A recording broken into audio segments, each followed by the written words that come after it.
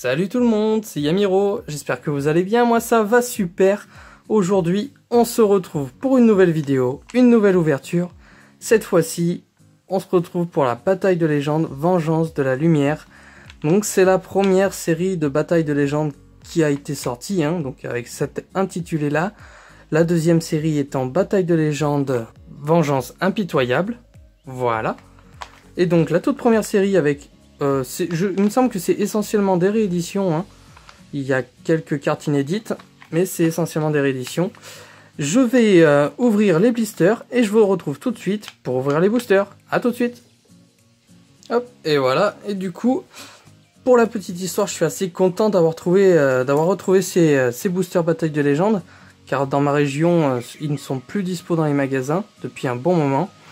Et comme j'étais en vacances tout près de Bayonne, j'ai eu l'occasion d'aller au Cultura, tout simplement, encore une fois, où j'ai fait pas mal de petites courses.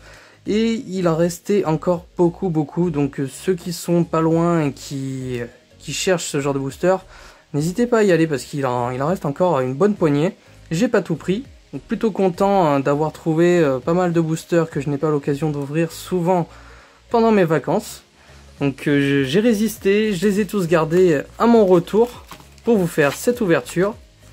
Donc c'est parti, en espérant bien sûr, comme d'habitude, avoir un maximum de chance. Allez, c'est parti, on commence avec Wolf, la bête, Seigneur Lumière. Hop, le petit focus. Tac, le voici. Échange solaire, donc beaucoup de support pour le Seigneur Lumière, c'est ce qui m'a beaucoup plu pour ceux qui jouent le deck. Ça fait un deck assez brillant, on va dire. Zafion, le Seigneur du Temps. Sorcière de la Forêt Noire. Et nous avons Éditeur, Dresseur, Bête Gladiateur. Très bien. Hop. Comme ça. C'est parti. Magicien du livre de magie de la prophétie. Raiden, le serviteur Seigneur Lumière. Point Samouraï Supralourd. Numéro 62, Dragon Photone Primordial aux yeux galactiques, il est magnifique. Et avec un sage avec des yeux bleus. Très bien.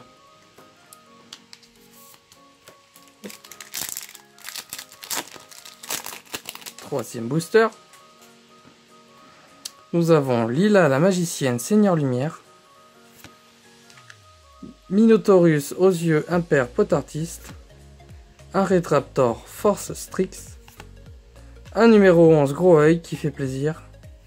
Et derrière, Synchronique aux yeux impairs potartiste.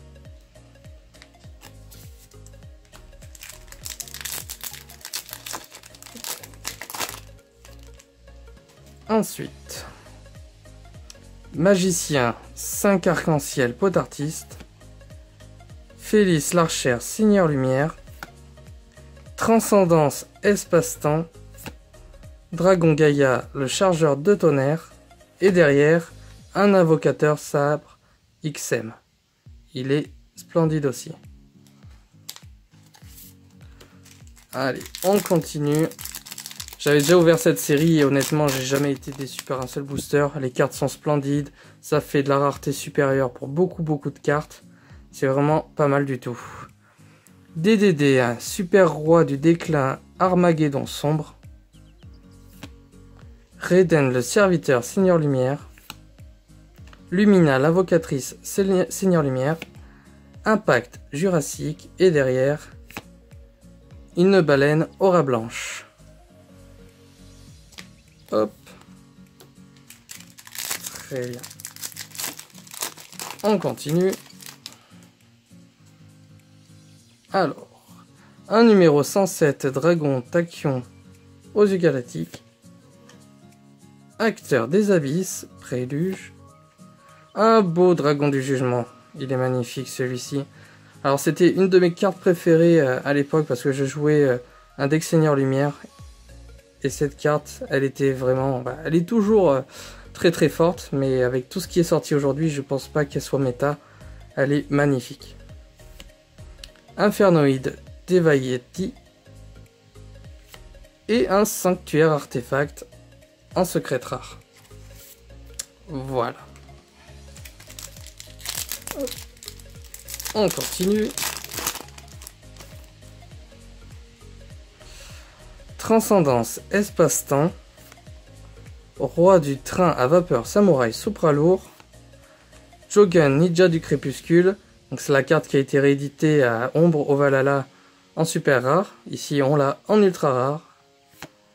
Sadion, le seigneur du temps. Et un seigneur structure Psy Oméga. Je ne l'avais encore pas eu. Elle est très jolie. Hop. Je l'avais pas du tout eu encore. Ouais, je vous fais petit focus pour l'effet pour ceux que ça intéresse. La voici. Allez. J'étais vraiment content de tomber sur ces boosters. Je vous le dis sincèrement. Assistant samouraï supra-lourd. Safion, le seigneur du temps. Un autre numéro 107. Acteur des abysses, prélude. Et Sirenmur Abystus, pareil qu'on a retrouvé dans Ombre au Valhalla en super rare. Nous l'avons ici en secrète. Hop. Alors, Transcendance, espace-temps, une nouvelle fois. Un dragon Gaïa, le chargeur de tonnerre. DDD, super roi du déclin Armageddon sombre, qu'on a déjà eu. Un Raiden, le serviteur, Seigneur Lumière. Et Nirvana, elle est magnifique. Donc pour la petite histoire, pour ceux qui ne le savent pas, mais je pense que tout le monde le sait, c'était une carte à l'époque éditée, c'était un trophée de championnat, hein, même de tournoi. Donc avec une valeur assez importante et qui a été réédité dans cette série pour la toute première fois. Donc bien sûr la cote de cette carte a baissé en flèche, du moins pour cette édition là, parce que l'édition du tournoi c'est un trophée, donc un trophée ça se vaut. Mais celle-ci elle s'est rendue accessible et elle est partie je pense comme un petit pain. Magnifique carte.